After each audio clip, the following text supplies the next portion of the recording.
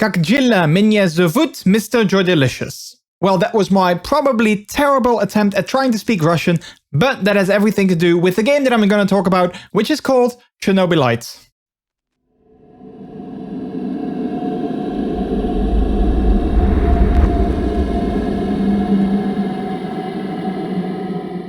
Chernobylite is a new science fiction survival horror RPG developed by The Farm and published by All In Games. It released on July 28th, 2021 on PC, and it will get a console release on PlayStation 4 and Xbox One on September 7th, 2021. I've played through part of the game, and today I'm going to take you through my experiences of playing it. So, Итак, приступим.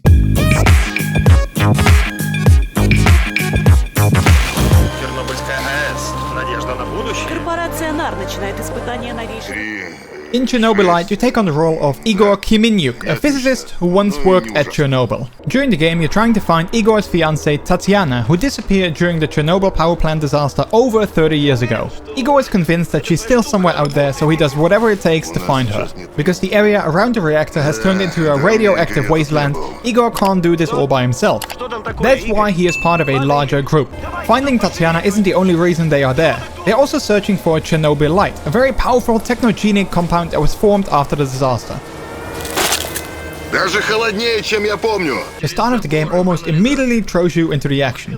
You are at the side of the Chernobyl power plant, trying to go inside and finding evidence of what happened to Tatiana. While searching for this, you quickly encounter one of the main enemies in the game, the Black Stalker. He kills one of Igor's teammates, but you manage to escape through a space-time portal created with the help of Chernobylite. After a short journey through space and time, you are back in the present day and meet up with your teammate Olivier at your makeshift bunker/base of operations. This also forms one of the main locations of the game.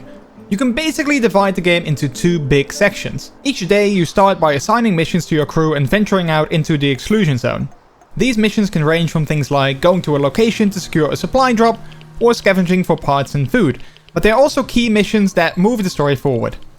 After you've completed the mission, you return to the base of operations. This is where some interesting elements come into play. The first task is to divide the food amongst your team. Initially you start out with a single team member, but along the way you pick up new people to help you. Give them too little food and they will become cranky and can't heal up properly, but give them too much food and you'll soon run out of food altogether. When you've done this, you can work on your base for a bit. There's various things you can build to add to your base, from simple workbenches, to tools to maintain and upgrade your weapons, to things that enhance comfort. This is another big factor of the game. You need to keep your crew happy. If they don't have a bed to sleep in, they're forced to sleep on the floor, meaning they wake up less rested and more tense. The missions take you to various locations of the Chernobyl exclusion zone, from the surrounding forest to the famous ghost town of Pripyat. Most missions are pretty straightforward. Go to a location, find a specific item, which is usually a crate or a box with supplies, and take your Chernobylite portal gun to go back to the base.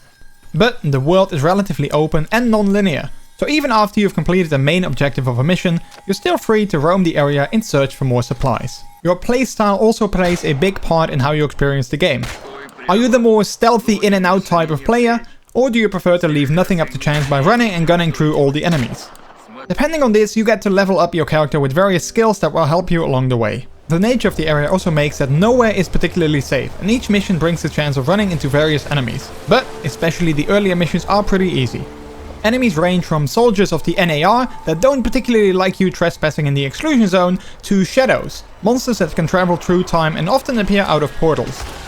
Some of these enemies, especially the human soldiers, can be pretty hard to defeat. When they prove to be too strong for you, you either die or get arrested by the NAR. The game has a pretty unique way of dealing with either, rather than simply showing a game over screen and reloading the latest checkpoint.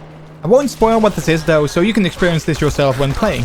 One thing that I will say is that you have to make various choices during the game, some of which might come back to haunt you at these moments. The graphics of the game are pretty good thanks to the use of the Unreal Engine, and they really manage to capture that post-apocalyptic feel. Buildings look run down and forests are wild and untamed, and overall there's this eerie feeling that you get when walking through the area. This is further enhanced by the constant sound of your Geiger counter crackling louder and more intense when walking through more irradiated areas. The developers have managed to capture the exclusion zone in great detail by using 3D scans of the area, which is great since the game also features something that always makes me happy: a photo mode. Now, granted, it's a pretty basic one with sliders for things like FOV, contrast, gamma and saturation, but one cool feature is that you can actually change the weather as well. During your missions, you often encounter memories when visiting certain locations. You get to see a glimpse of things that either happened there, or things you experience yourself. These memories help shape the story. At the start of the game, you are on a train with your fiancée Tatiana, traveling through Chernobyl. When the train gets to its destination, it becomes clear that the train you're on hasn't run in a long time and you just experienced one of those memories. To further the immersion, it's possible to play the game entirely with Russian voice acting. I myself always prefer to play games in their native language, even though it takes a bit more effort to follow the story as you actually have to focus on the subtitles. Though obviously, if you wish, you can also select English voice acting. I've always been fascinated with the Chernobyl disaster and the current exclusion zone. Because of this, being able to walk around in that area, even if it's in a game, is a great experience. The gameplay of Chernobylite is non-linear and borrows elements from games like Fallout 4. While I've played the game for a couple of hours, I do hope that the missions manage to remain interesting. Seeing as each day is a similar exercise of going out to do missions on the one hand, and managing your team and base on the other, repetition burnout could be an issue. But if the story remains interesting and the new characters you meet along the way provide much needed depth, I don't think that should be an issue. The controls of the game are pretty straightforward, though vertical traversal sometimes felt a little bit awkward. There were areas with small fences that I was easily able to jump over, but other smaller elevations were inaccessible.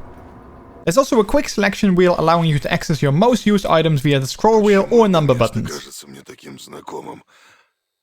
Overall, I think Chernobylite is a pretty enjoyable game. I played the game for this video but found that I wanted to keep playing after that.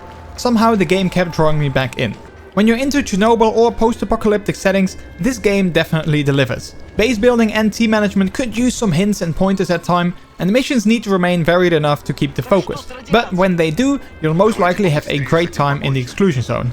Don't go and expecting a 4 seasons, but it's definitely way better than a Motel 6.